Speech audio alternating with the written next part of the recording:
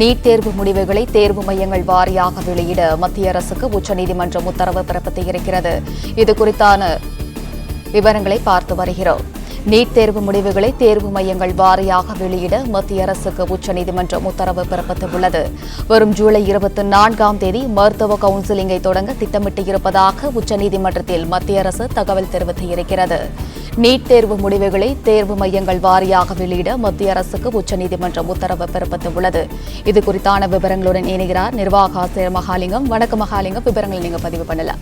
அண்மையில் வெளியான நீட் தேர்வை ரத்து செய்ய வேண்டும் என்ற கோரி தாக்கல் செய்யப்பட்ட மனுக்கள் மீது உச்சநீதிமன்றம் நடத்திய விசாரணையில் தற்பொழுது புதிய தகவல் வெளியாகிருக்கிறது.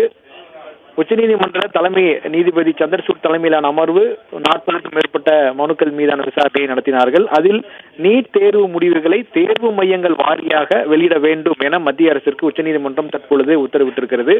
அதுவும் நாளைக்குள் இந்த முடிவுகளை வெளியிட வேண்டும் என்ற உத்தரவும் தற்பொழுது சொல்லப்பட்டிருக்கிறது. மாணவர்களின் பெயர்களையும் எண்களையும் மறைத்து முடிவுகளை பொதுவெளியில் வெளியிட வேண்டும் என்ற உத்தரவு தற்பொழுது சொல்லப்பட்டிருக்கிறது.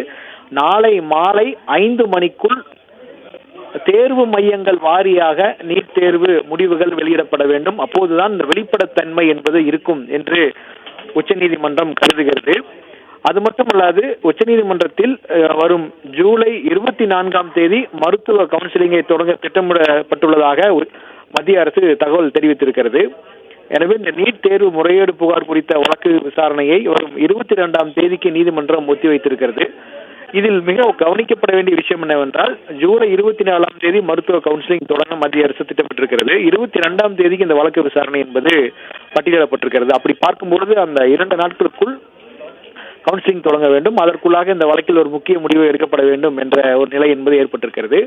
நாளை மாலை 5 மணிக்குள் நீட் தேர்வு மையங்கள் வாரியாக விவரங்களை வெளியிட வேண்டும் என்ற ஒரு உத்தரவும் தற்பொழுது பிறப்பிக்கப்பட்டிருக்கிறது. முழுமையான விவரங்கள் அதில் இருக்க வேண்டும். மாணவர்களின் பெயர்களையும் எண்களையும் பதிவெண்களையும் மறைத்துவிட்டு முழுமையான தேர்வு முடிவுகளை வெளியிட வேண்டும் என்ற உத்தரவும் தற்பொழுது பிறப்பிக்கப்பட்டிருக்கிறது.